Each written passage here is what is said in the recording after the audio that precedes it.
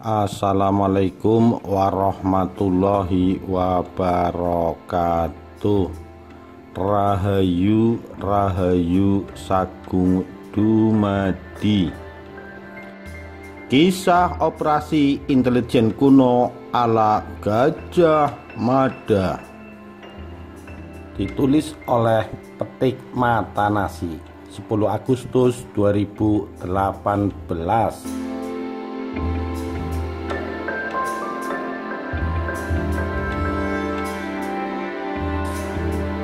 Operasi intelijen paling gemilang di Indonesia bukan terjadi di zaman revolusi kemerdekaan, tapi di zaman Majapahit.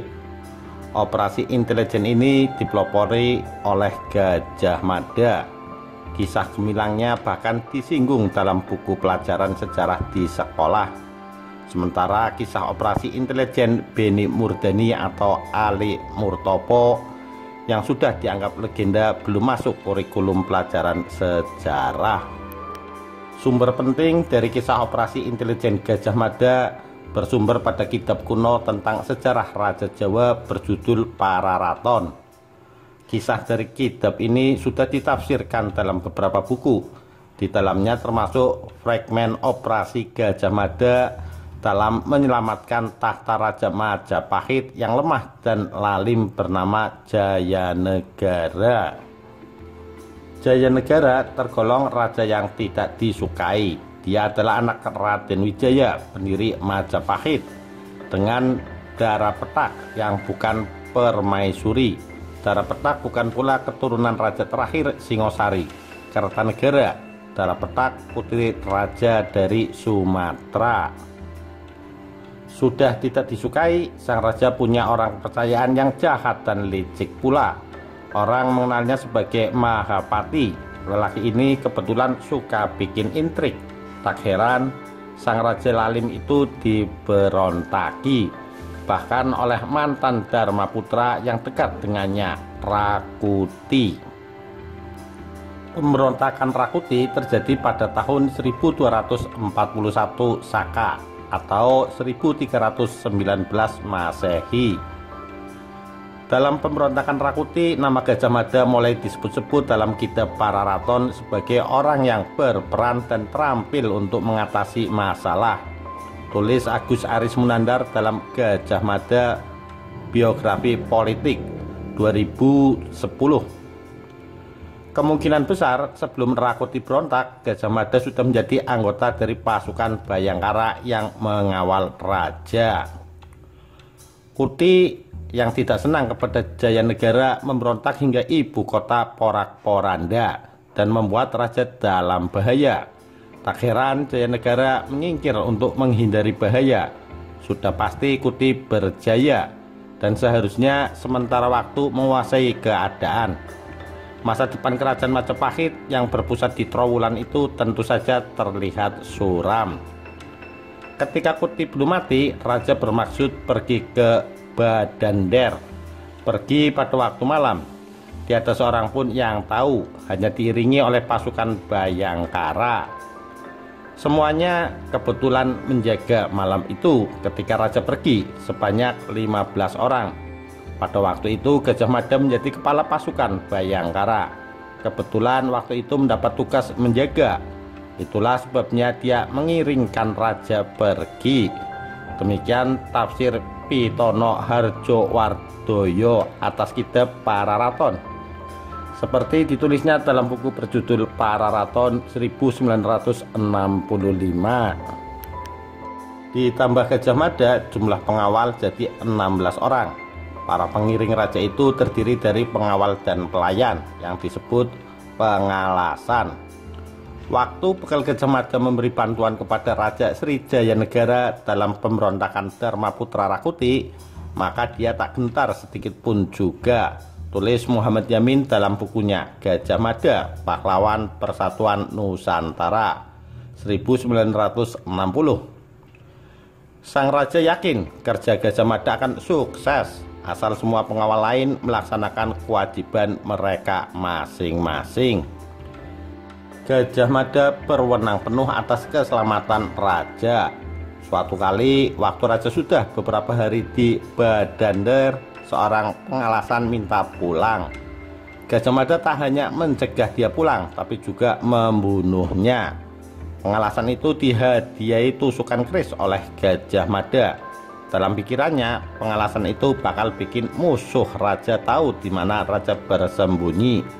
Rakuti tentu tidak akan diam sebelum Jayanegara nan lalim itu mati. Hari kelima di Badander, Gajah Mada mohon diri kepada Jayanegara untuk memantau situasi ibu kota Majapahit.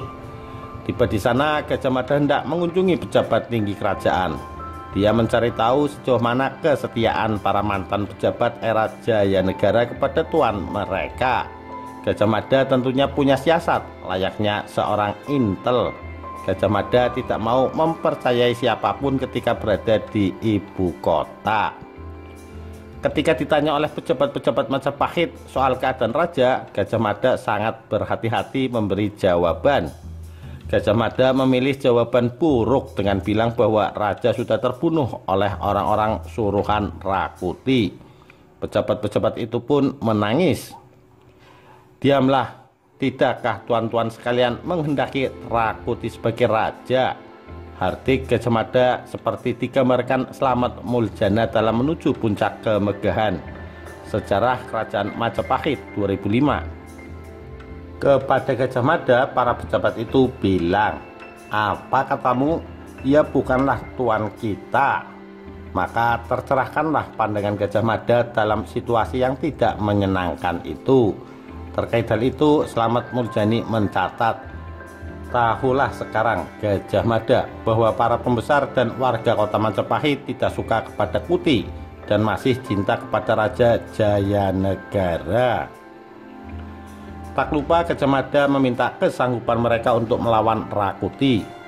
Operasi intelijen yang dilakukan Gajah Mada ini sebetulnya menentukan masa depan Majapahit. Dengan atau tanpa Gajah Mada, operasi macam ini perlu untuk mencari tahu bagaimana dukungan kepada raja.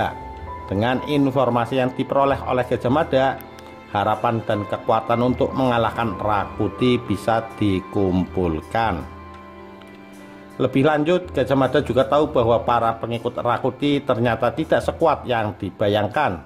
Dalam Nusantara Sejarah Indonesia 2008, Bernard Flack menulis, setelah dengan teliti mempelajari reaksi para tentara itu di antara pasukan pemberontak, dia menyusun revolusi balasan dan memulihkan kekuasaan sang raja. Bersama mantan orang terdekat raja, Rakuti pun digulung. Sayang sekali para raton tidak menjelaskan bagaimana cara Rakuti akhirnya ditewaskan. Hal yang pasti adalah bahwa pemberontakan ini dapat dipadamkan berkat siasat Gajah Mada, tulis Agus Aris Munandar. Raja akhirnya sadar pemberontakan Kuti dan sebelumnya Semi terjadi lantaran hasutan seorang pejabat bernama Mahapati. Mahapati berhati jahat dan tukang fitnah. Ia kemudian ditangkap dan dibunuh, tulis Marwati Junaid dan Nugroho Noto Susanto dalam Sejarah Nasional Indonesia 2 edisi Pemutakhiran 2008. Sementara menurut Slamet Muljana, matinya Mahapati rupanya berarti dicincang atau dicacah-cacah karena dosanya suka mengadu domba.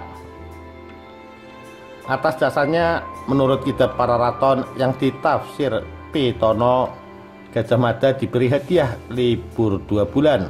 Gajah Mada yang berjasa tentu tak hanya dapat pujian, tapi juga jabatan. Setelah itu ia dijadikan patih di Kahuripan dan Daha. Karirnya melesat mantap. Setelahnya, waktu Tribuana Tunggadewi jadi raja, Gajah Mada diangkat menjadi Mahapatih. Saat itulah dia mengucapkan sumpahnya yang terkenal, Sumpah Palapa. Meski sudah diselamatkan Gajah Mada, Jayanegara tetap Jayanegara. Raja tetap disembah di zaman kuno. Mau ambil beras rakyat, tanah rakyat, istri rakyat, raja tetap disembah. Menurut para Kiti Simbolon, dalam Menjadi Indonesia 2006, arkeolog Belanda NJ Krom meyakini bahwa istri Gajah Mada pernah dicabuli Jayanegara. Raja yang pernah digosipkan hendak mengawini saudari yang satu ayah dengannya juga pernah mengganggu istri dari Tabib Ratanca. Konon itulah penyebab Jayanegara tewas waktu Ratanca mengobati bisul di lehernya. Demikian kisah operasi intelijen kuno ala Gajah Mada. Sekian, terima kasih. Wassalamualaikum warahmatullahi wabarakatuh. Rahayu, Rahayu Sagung Dumadi.